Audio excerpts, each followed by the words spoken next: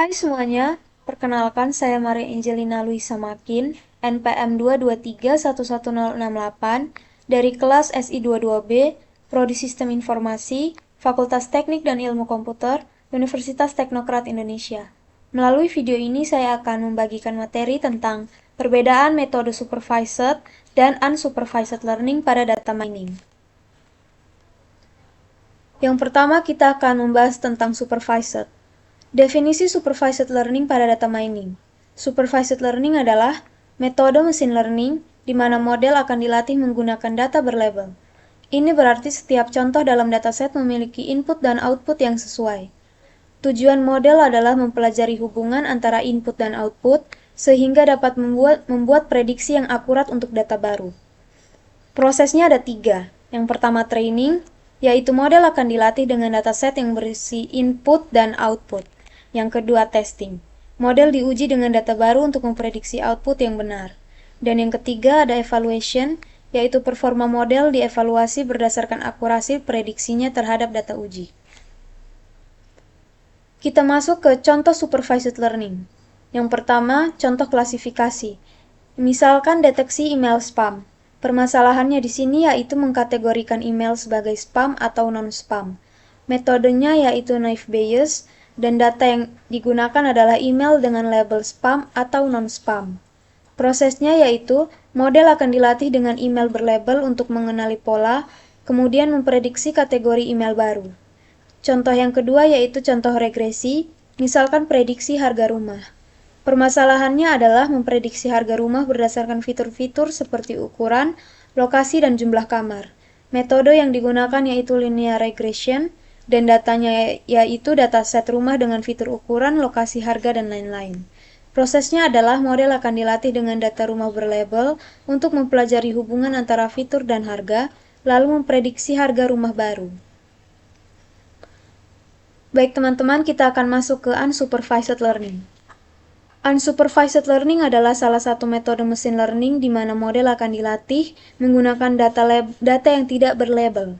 Dalam unsupervised learning, tidak ada output yang diketahui sebelumnya, sehingga model harus menemukan pola atau struktur tersembunyi dalam data tanpa panduan eksplisit.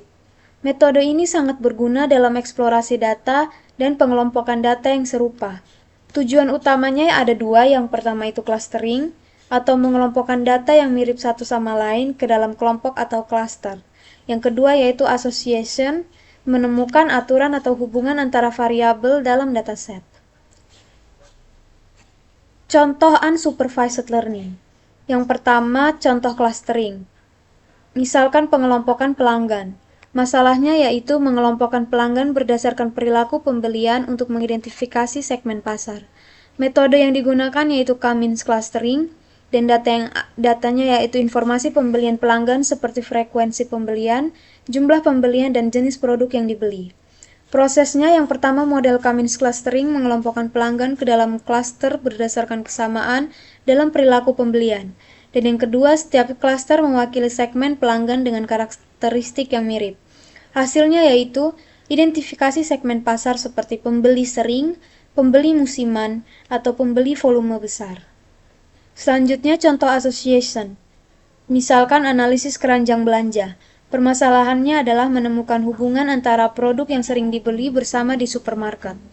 Metodenya yaitu association rules atau a priori algorithm. Datanya yaitu transaksi pembelian yang berisi daftar produk yang dibeli oleh pelanggan. Prosesnya ada 2, yang pertama model a priori algorithm menemukan pola pembelian dalam mengidentifikasi produk yang sering dibeli bersama. Yang kedua, menghasilkan aturan asosiasi seperti jika pelanggan membeli roti, mereka cenderung juga membeli mentega.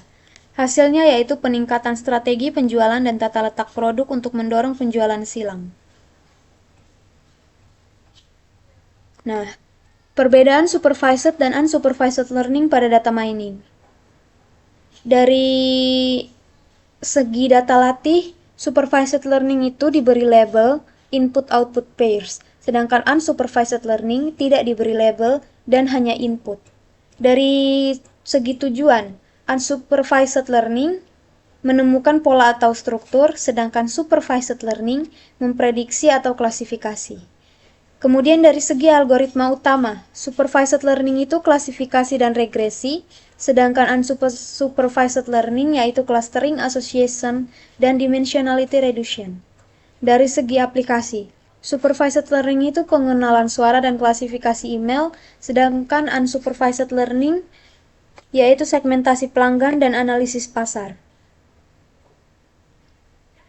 Kesimpulan yang dapat diambil dari materi ini yaitu supervised learning memanfaatkan data dengan label untuk melatih model yang dapat melakukan prediksi.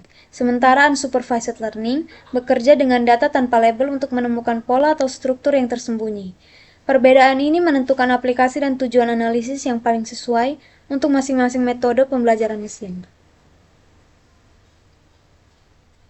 Baik teman-teman, mungkin ini saja yang dapat saya sampaikan. Kurang dan lebihnya saya mohon maaf. Akhir kata saya ucapkan terima kasih.